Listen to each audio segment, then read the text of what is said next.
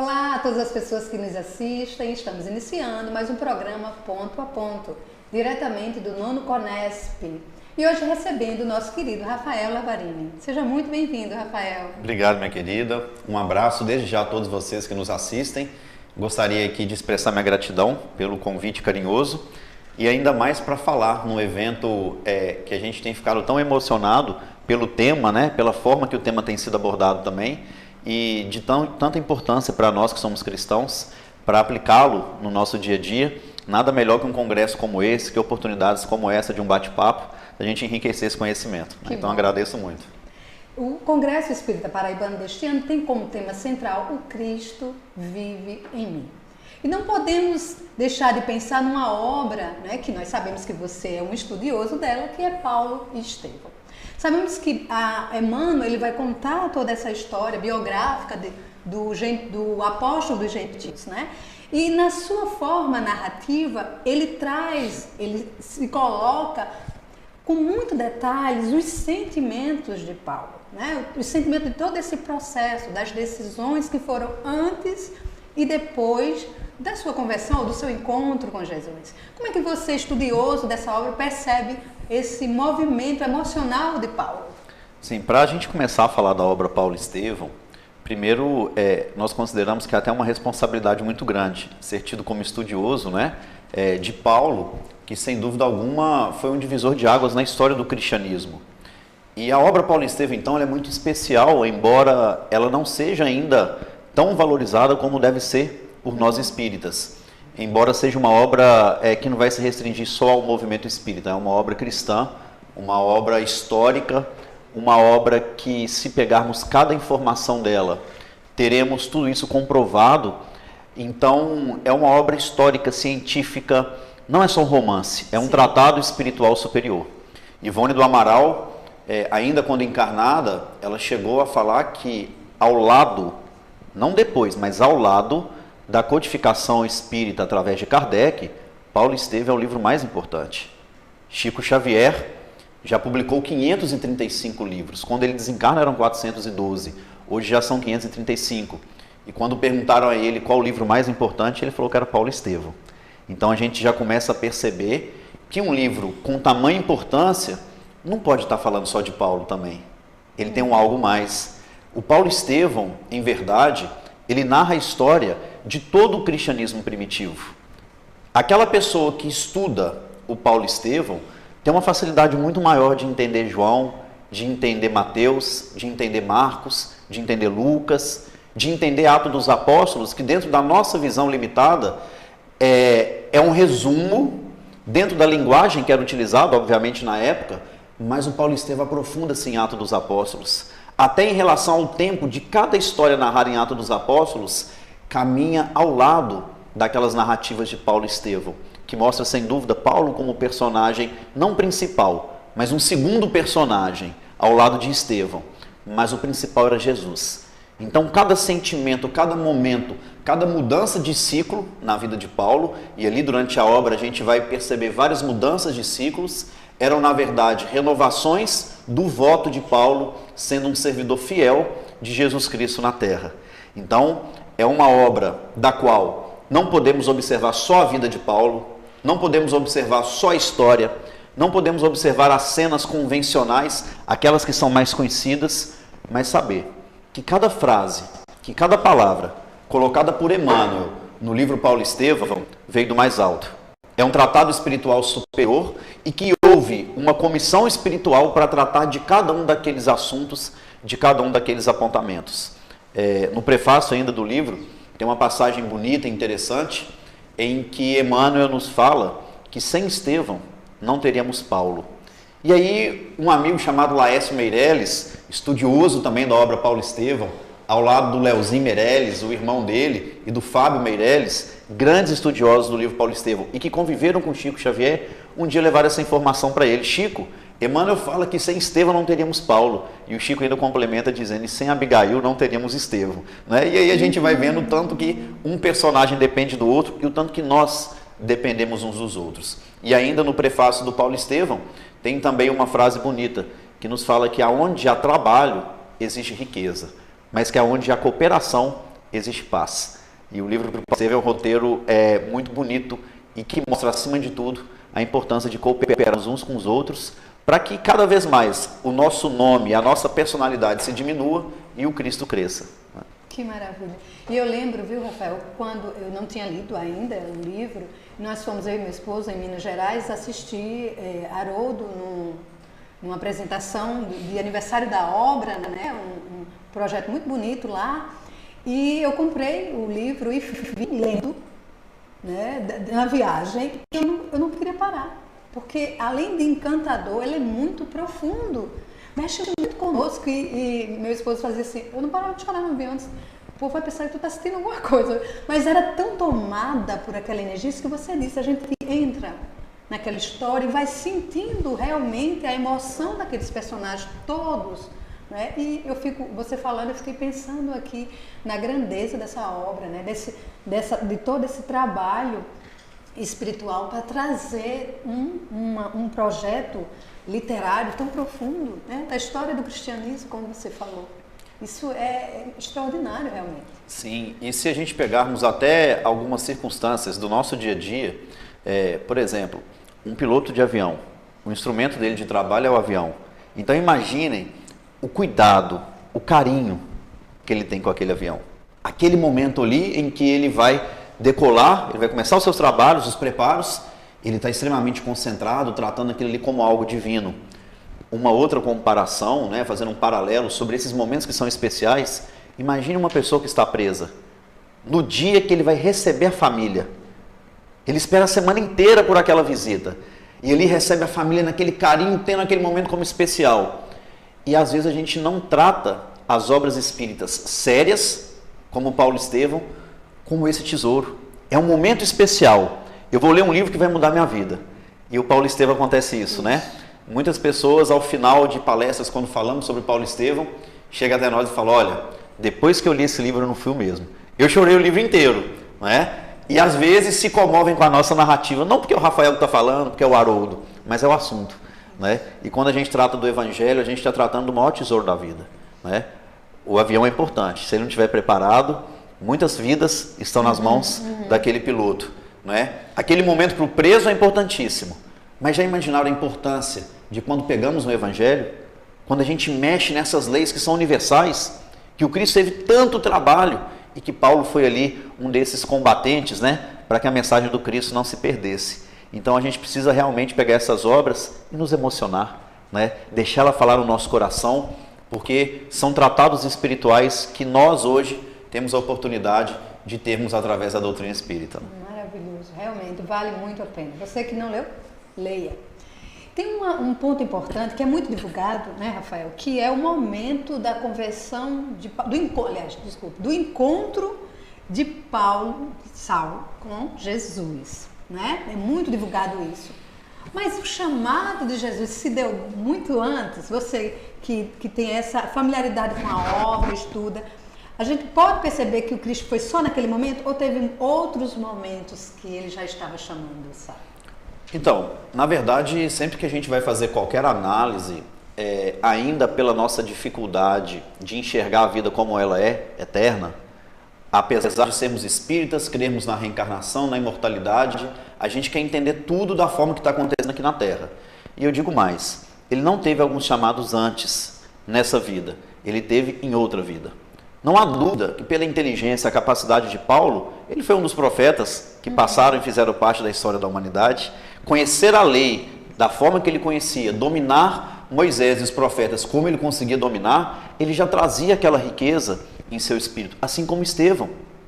Estevão tinha um conhecimento profundo, não só das profecias, mas mesmo daquilo que Jesus tinha pregado. Antes dele conhecer Jesus como Gesiel, ele já dominava todo o Evangelho. A gente tem um estudo interessante, inclusive fica o convite para vocês verem também, chamado Estevão e as Bem-aventuranças.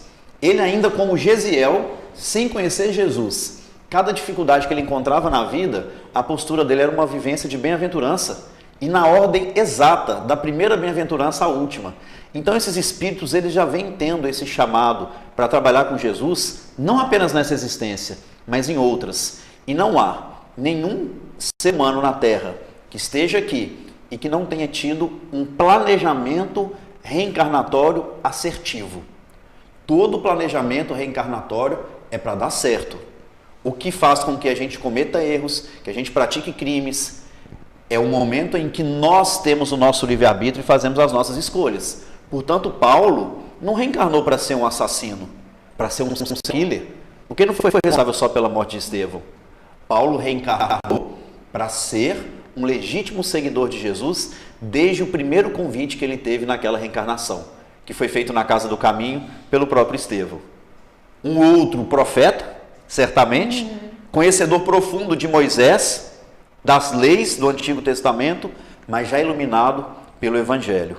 E ali, por obra do acaso, para muitos, mas sabemos que o acaso não existe, ele abre os pergaminhos de Mateus, que foi o primeiro Evangelho, no capítulo 10, itens 4, 5 e 6, que fala o seguinte: mas, ide antes as ovelhas perdidas da casa de Israel, e dizei a elas que é chegado o reino dos céus.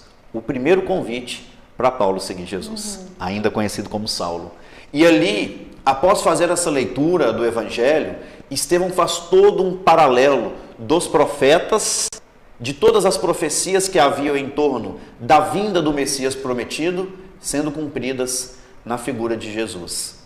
Paulo não admitiu, não concebeu que o Salvador seria um homem tão simples, não seguiu com seu orgulho perceber que ali Estevão era uma inteligência maior que a sua, porque já estava iluminada pelo Evangelho, e então não aceitou aquele convite, perseguiu.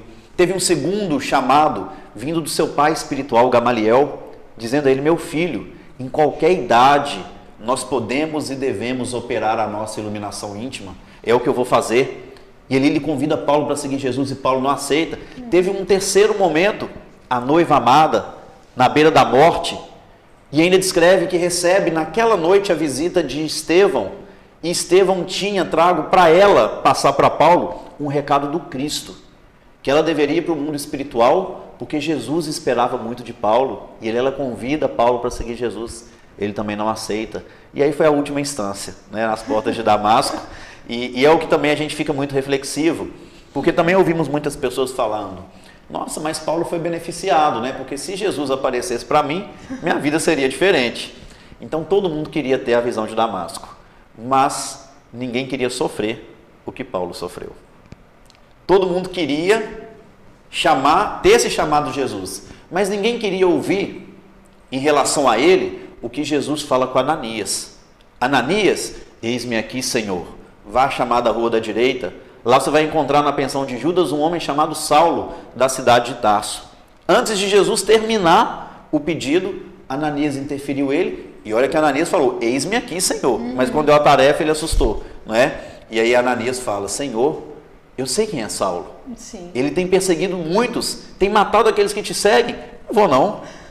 E aí Jesus diz então: vá, porque é para mim um vaso escolhido.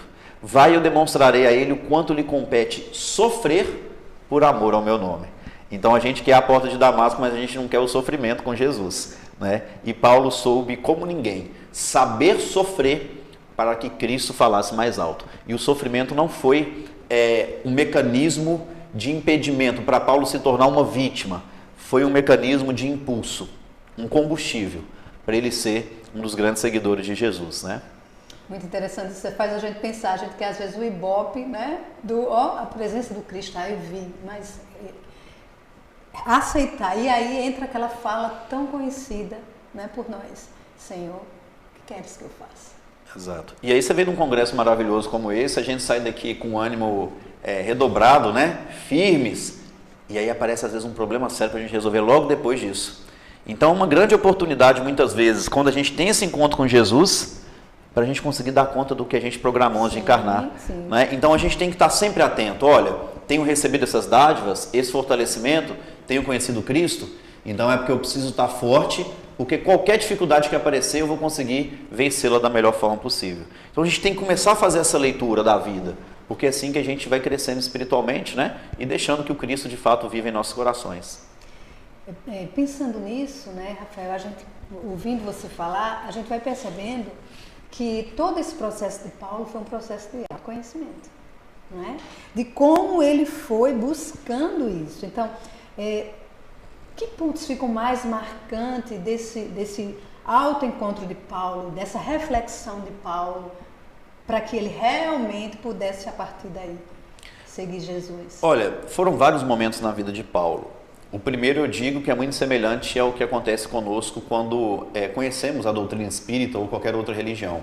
É a fase da empolgação. A gente quer abraçar o mundo, né? E aí a emoção fala mais alto, ao ponto de se a gente for num velório, a gente vai chorar mais que a viúva. E se formos num casamento, a gente vai ficar mais feliz que a noiva. Então, a gente precisa, nesse momento, saber que é realmente uma grande emoção, mas controlar. E Paulo já quis começar a pregar muito rápido. Sim. Em Damasco ainda. E aí Ananias fala uma coisa com ele interessante para ele controlar as emoções. Meu filho, como que você quer jogar as primeiras sementes, você ainda nem tem elas nas suas mãos? E aí Paulo pondera, lembra do pai espiritual, Gamaliel, vai atrás de Gamaliel, e Gamaliel fala com Paulo o seguinte: meu filho, até hoje você se preocupou em resolver o problema do próximo, e você tem esquecido de trabalhar. Sim. O trabalho é o movimento sagrado da vida.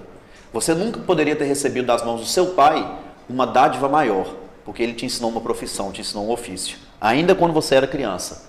Então você precisa usar essa força que você tem, a sua saúde, em favor de ti mesmo. Principalmente porque é uma tarefa de tecelão, uma tarefa apagada. E as tarefas apagadas são mestras do espírito, disse Gamaliel para ele.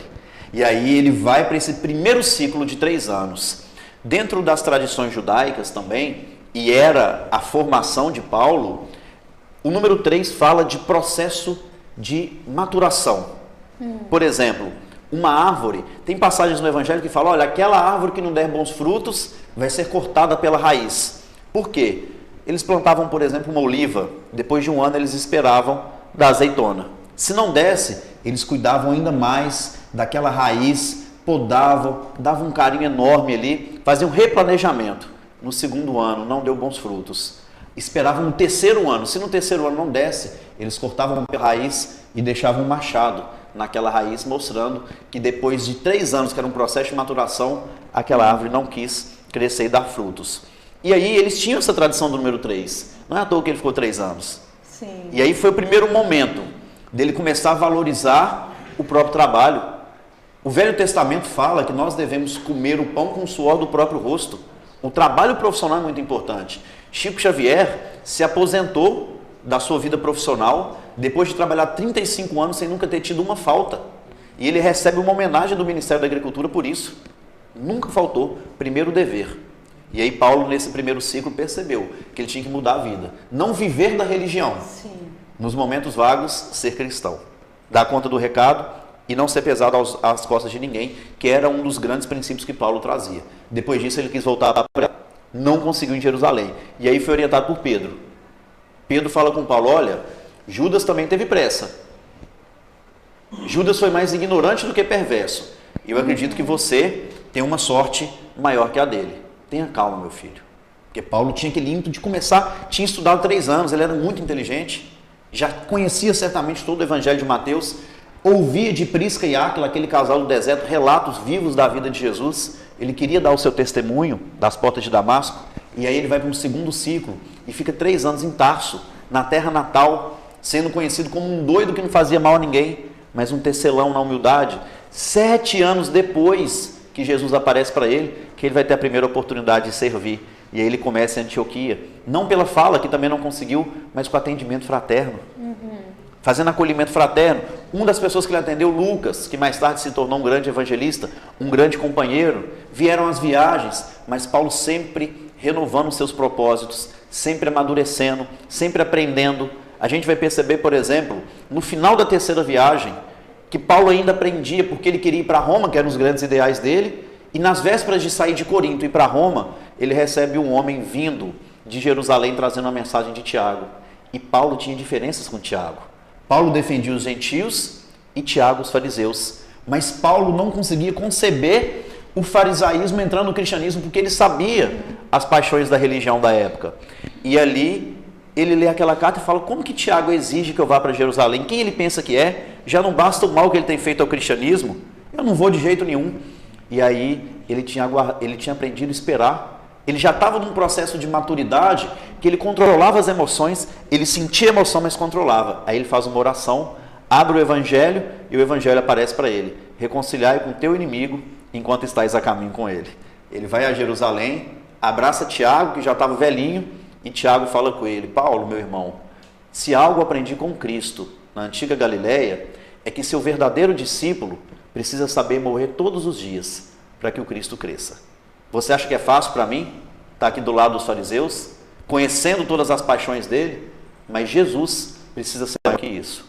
E aí Emmanuel sintetiza e fala que só naquele momento, veja, depois de mais de 30 anos de conversão, só naquele momento Paulo compreendeu que na vida é muito mais importante compreender do que conhecer. Então, Paulo sempre renovava-se nos seus ciclos. E ele estava sempre buscando Jesus na vida dele, mostrando para a gente que ninguém vira santo do dia para a noite. Não foi a visão de Damasco que fez ele se transformar, né? Mas foi esse empenho, essa humildade de querer ser sempre melhor. E aí ele culmina, né, com essa frase tão divulgada por nós, mas às vezes mal compreendida: não sou mais eu que vivo, mas o Cristo que vive em mim. Sim, e inclusive quando ele cita essa passagem aos Gálatas, no capítulo 2, item 20, foi um momento em que ele começa a escrever aos Gálatas, descrevendo a dificuldade dele com Tiago e com Pedro. Porque na época, eles queriam, por exemplo, que os gentios, que eram as pessoas que não tinham religião, faziam a circuncisão para poder seguir Jesus, que você não poderia falar de Jesus sem antes ter falado de Moisés e os profetas. E aquilo ali para Paulo era muito difícil, porque ele não queria que Jesus fosse só mais um profeta. Ele sabia que daquela forma Jesus ia ser esquecido, como tem sido esquecido dentro da doutrina espírita. Às vezes a gente vê uma palestra de 1 hora, que a pessoa fala 5 minutos de Jesus. Quando fala, às vezes o Cristo é falado numa prece inicial, numa prece final. Ah, Rafael, mas tem palestrante, tem gente que dá estudo que gosta de falar da parte psicológica. Qual foi o maior psicólogo senão Jesus? Ah, tem gente que gosta de falar da mediunidade. Qual o fenômeno mediúnico que Allan Kardec descreve em Livro dos Médiuns que Jesus não viveu no Evangelho? Então a gente está vivendo esse momento. E aí Paulo arremata falando: olha, eu fui crucificado com Cristo. Ou seja, eu deixei essas coisas para trás da religiosidade, de querer ser maior que Ele. Agora quem vive não sou eu, mas o Cristo. Ou seja, a minha vida é para elevar o nome de Jesus. Não significa, quando Paulo disse isso, que ele era médium do Cristo o tempo inteiro, estava em comunhão com Jesus. Não, ele estava se esforçando para que a obra e a vida de Jesus fosse conhecida pelas pessoas que não conhecessem, né? E esse é o compromisso que nós, enquanto espírita cristãos, temos. É permitir que as pessoas conheçam Jesus a partir da nossa postura, né? Isso. E esse movimento interno de todos nós, né, de estarmos sempre buscando essa renovação e entendendo que todos nós passamos por um processo aqui. Como você disse, todos nós temos um planejamento de estarmos aqui. E você tem um trabalho, Rafael, muito bonito, muito interessante, que é com a APAC. E eu queria que tem tudo a ver com esse olhar que a gente tem para a história de Paulo, né, para esse movimento interno de cada um. E tem uma frase muito bonita que eu encontrei no site da APAC, Associação de Proteção e Assistência aos Condenados, não é isso? Que diz assim: por trás de cada olhar existe uma história que ninguém conhece, mas a maioria se acha capaz de julgar. Sim, primeiro eu queria até agradecer o seu carinho, o seu cuidado de ter pesquisado sobre a APAC, né, antes da nossa conversa. Isso realmente nos comove, porque a gente sempre fala que a APAC não é obra do Rafael, não é obra do Mário Ottoboni, que foi o fundador, do Valdeci, é uma obra de Deus, né? E que a gente somos pessoas comuns, né? E isso é o bonito da APAC, ou o bonito do trabalho da caridade. Pessoas comuns conseguem fazer com que sejamos intermediários da obra divina na Terra. E a APAC é uma obra realmente diferente. Ela foi iniciada em 1972 pelo senhor Mário Ottoboni e por Franz de Castro, que perceberam, enquanto católicos dedicados à causa carcerária, que muitas vezes o idoso tem um abrigo para ele. O idoso é acolhido. Ainda que o idoso não esteja com a família, ele tem um local para ser acolhido. A criança que não tem pai e mãe tem um abrigo. O morador em situação de rua pode ir também para um abrigo transitório. Mas e o preso? Jesus falou: estive preso, foste me ver. Quem olha para os presos? A gente vive num país cristão em que se fala que bandido bom é bandido morto. Imaginemos nós, se Jesus tivesse essa concepção. Paulo foi o grande bandido da história do cristianismo primitivo. Ele foi o grande criminoso. E aí Jesus viu que através daquele olhar tinha um ser humano com uma história, tinha um espírito imortal acima de tudo, que poderia dar bons frutos. E olha o que Paulo foi. Chega a escrever, já não sou eu que vivo, mas o Cristo que vive em mim. Era um criminoso. Paulo escreve aos Hebreus também algo maravilhoso. Visitar um preso, como se estivesse preso com ele. Não é só visitar, é se colocar no lugar. E Mário Ottoboni, ao lado de Franz de Castro, perceberam isso. E quiseram fazer uma visita a uma cadeia pública, porque não conheciam, foram por curiosidade. E ali o diretor em São José dos Campos disse a ele o seguinte: veja, acho que não tem necessidade de você vir e fazer uma visita, esse pessoal não quer melhorar, eles não querem crescer. E aí Mário Ottoboni falou: mas eu quero ver, quero visitar. E chegou lá, aquele mau cheiro, né? Comida ruim, superlotado, esse contexto que a gente conhece dentro das áreas públicas, e ele saiu dali arrasado. E então aquele diretor ironizou ele e falou: tá vendo? Eu falei que não era para você ir. E aí Mário Ottoboni falou: eu realmente vim por curiosidade, e agora eu vou ficar por convicção, porque é aqui que eles precisam de mim. Então, a partir dali, ele fundou a primeira APAC em São José dos Campos. Passaram a ser muito respeitados pelos próprios presos, porque era uma prisão que olhava do lado humano, que olhava esse olhar de cada um, que acreditava naquele que havia cometido um crime. E o que muito nos comove é que pouco tempo depois da fundação houve uma rebelião em Jacareí, no presídio de Jacareí, com dezenas e dezenas de reféns, e os dois foram chamados para intermediar aquela rebelião, porque já tinha muito respeito com os presos, sabia lidar com a situação, e logo com a chegada de Mário Ottoboni e Franz de Castro, eles conseguiram liberar ali todos os reféns. Franz de Castro ficou até chegar ao último carro, que fazia parte da negociação. E aí os policiais acabaram atirando, e começou uma intensa troca de tiro entre policiais e bandidos, e Franz de Castro, um dos fundadores da APAC, veio a desencarnar com 33 perfurações, né, na idade do Cristo. E eu me recordo uma palestra que fazia em Caraguatatuba, perto de São José dos Campos, contando essa história. Uma senhora chorava muito e veio me procurar ao final da palestra, dizendo que era concunhada do Franz de Castro. E ela complementou uma informação que eu não sabia. Quando foram fazer a autópsia, a família, perceberam que todo o corpo dele estava tomado de tumor. E o médico disse que ele não viveria mais que 30 dias. Né? Então ele deu a vida à causa dos presos. Né? E hoje, ao lado da irmã Dulce, que inclusive já foi canonizada, eram 4 pessoas, 4 personalidades brasileiras no processo de virarem santos, segundo a Igreja Católica. Uns por milagre, outros por martírio, e alguém que já é considerado servo de Deus, que está próximo a virar santo, é o Franz de Castro. Ele vai ser, segundo as tradições católicas, um santo da causa carcerária. Mas com a morte dele, muita gente achou que a APAC ia acabar. Que ele ia acabar, Mário Ottoboni ia desanimar, e foi ali que a APAC ficou mais forte. Hoje nós já somos mais de 150 no Brasil, estamos presentes em 27 países. A gente veio para Pernambuco para fundar a primeira do estado, a gente está muito feliz com essa oportunidade. A gente fica muito emocionado em poder fazer isso, porque a APAC é uma obra de Deus, como eu disse, e que trata o ser humano de uma forma diferente. Por exemplo, a gente não chama de peso, mas o recuperando, sim, que chega na APAC, ele normalmente chega de cabeça baixa, que habituou durante muitos anos no presídio a andar de cabeça baixa. E um dos primeiros gestos que a gente tem é levantar o rosto dele e falar assim: meu irmão, agora você vai olhar para frente e para o alto, porque aqui tem gente que acredita em você. O criminoso, o delírio, e é uma frase do Mário Ottoboni, vai ficar lá fora, aqui dentro vai entrar o homem.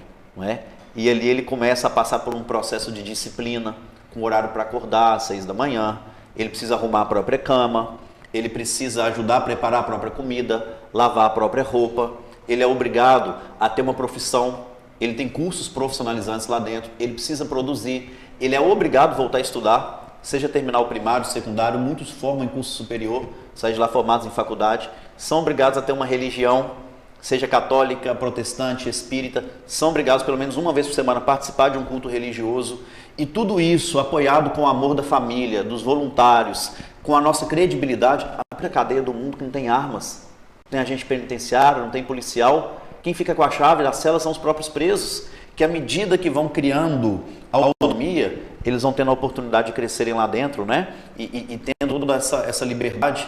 Então, por exemplo, na unidade nossa, a média geral era 12%. Nos últimos 5 anos, nós recuperamos, aliás, a gente teve uma reincidência de só 6%. né? A gente recuperou 94% dos presos, a média nacional 89% reincidem no crime, né? É um processo muito mais barato, mas a gente acredita no ser humano e o pilares é o Cristo, né? O Cristo vivendo dentro de nós, a gente consegue passar isso para o próximo, ainda que ele tenha cometido crimes, ainda que ele esteja desacreditado. Mas para que isso aconteça, a gente precisa de gente para ajudar, né? A gente precisa de voluntários, de mãos humanas, porque só assim a gente vai conseguir contribuir com esse processo de regeneração da terra, né? Que a gente tanto comenta. Nossa, Rafael, se eu já estava emocionada com essa história, agora que fiquei, mais ainda, né? Porque eu ouvindo você falar, e eu ficava repetindo aqui uma frase do Cristo, né? Eu vim para que todos tenham vida, todos. Né? E às vezes os excluídos do mundo, né, são aqueles que o Cristo nos chama a acolher, até porque nós todos estamos no processo de redenção. Sim, e ele inclusive quando propôs uma parábola a alguns fariseus que estavam criticando Jesus por ele comer na casa de pessoas de má vida, como por exemplo Zaqueu, o publicano, que era um homem judeu, mas que trabalhava para Roma, extorquindo os próprios judeus, então era muito mal visto, e Jesus então almoça na casa dele, Jesus come com um pecador. Então, para aquilo ali, para os religiosos, era uma coisa absurda. E Jesus propôs, então, uma parábola para eles, dizendo: qual de vós, tendo 100 ovelhas e perdendo uma, não vai deixar as 99 e vai buscar essa ovelha perdida? E quando recuperar, imagine a alegria que você vai sentir. Então, é essa alegria que Jesus sente quando a gente consegue trazer para próximo dele essas ovelhas que andam perdidas. E foi esse o primeiro convite de Paulo. Foi justamente a passagem da ovelha perdida. Mas, ide antes as ovelhas perdidas da casa de Israel e anunciais a ela que é chegado o reino dos céus. Então esse é o grande convite do Cristo. A gente ir ao encontro desses infortúnios ocultos que sofrem, que passam por sofrimentos atrozes e que não conhecem ainda o Evangelho como precisam conhecer para conseguirem fazer também com que o Cristo viva no coração deles. Rafael, gratidão pela sua participação. Eu que agradeço. Ficamos aqui realmente contagiados com essa busca de encontrar no olhar do outro. Eu achei muito bonito o que você disse, e poder olhar para o outro porque o Cristo está no outro, né? Que a gente tenha esse olhar de tolerância, que a gente tenha esse olhar de amor para com todos. E possamos ser mãos, como você disse, nós necessitamos de mãos para colaborar nessa construção de um mundo de paz. Não é isso, Rafael? Então, mais uma vez, grata pela sua presença e ficamos aqui com mais um Ponto a Ponto. Até lá!